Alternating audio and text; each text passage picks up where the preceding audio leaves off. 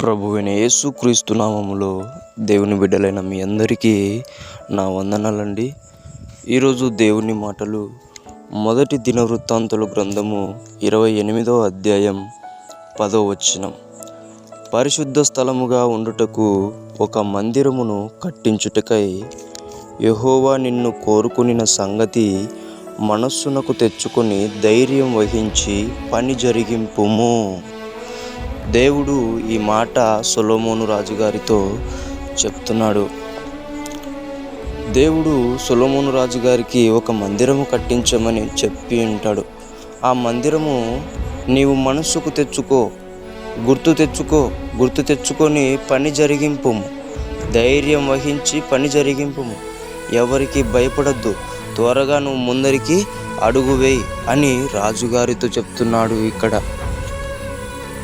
ప్రియమైన దేవుని బిడ్డ, నీతో కూడా దేవుడు ఒకటి చెప్తున్నాడు.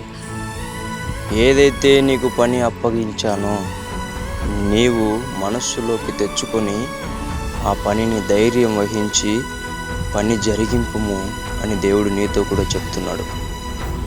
ఆ రోజు సొలొమోనుకు ఎలాగైతే మందిరమును కట్టమని అప్పగించాడో ఈరోజు దేవుడు నీకు సేవ చేయమని అప్పగించాడేమో, పరిచర్య చేయమని అప్పగించాడేమో, దేవుని గురించి పాటలు రాసే విధానంలో పని అప్పగించాడేమో, సువార్త చేయమని పని అప్పగించాడేమో. దేవుడు చెప్పిన పనిని మనము మరిచిపోకూడదు,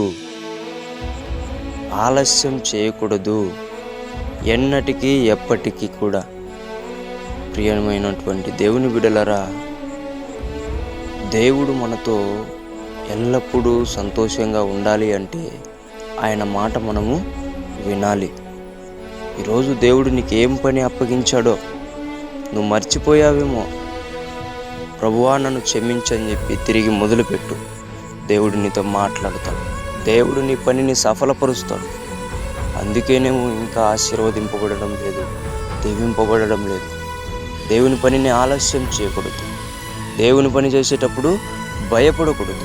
ప్రతి ఒక్కరు కూడా మీకు అప్పచెప్పిన పనులను మనస్సులోకి తెచ్చుకొని ధైర్యం వహించి దేవుని పని జరిగించమని దేవుని బిడ్డ మీ అందరికీ మనవి చేసుకుంటున్నాను. ఎవ్వరూ వెనకడుగు వేయకుండా అందరికీ విజ్ఞాపన చేస్తున్నాను. దేవుడి మాటను దీవించునుగాక. ప్రార్థించుకుందాం. మహాపరిశుద్ధుడైన మా తండ్రి, గొప్ప దేవుడా, నీకు వందనాలయ్యా. నిజము తండ్రి, మాకు అప్పగించిన పనిని మేము నిర్లక్ష్యం చేసి మర్చిపోయి ఉన్నాం ప్రభువా. మమ్మల్ని క్షమించండి ప్రభువా. నా తండ్రి, ఆ పనిని మేము జ్ఞాపకం చేసుకొని ఇక నుంచి ధైర్యముతో ఆ పనిని ముందరికి తీసుకెళ్తాం ప్రభువా. తండ్రి, నీవే మాకు నీడగా ఉండి నడిపించమని యేసు నామములో ప్రార్థిస్తున్నాం తండ్రి. ఆమేన్.